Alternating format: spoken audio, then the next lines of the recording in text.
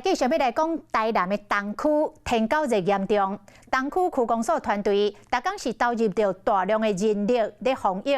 在地有一个卖披萨的头家，做12寸的大披萨，做30份，送到区公所，慰劳着防疫人员的辛苦。台南市东区为6月份天狗节头一个案例发生以来，受到疫情影响真严重。为了强化第一线的防疫工作，区公所的团队逐工都出动真侪人。一间披萨店的头家感受到防疫人员的辛苦，亲身做30份12寸的大披萨，表示敬意。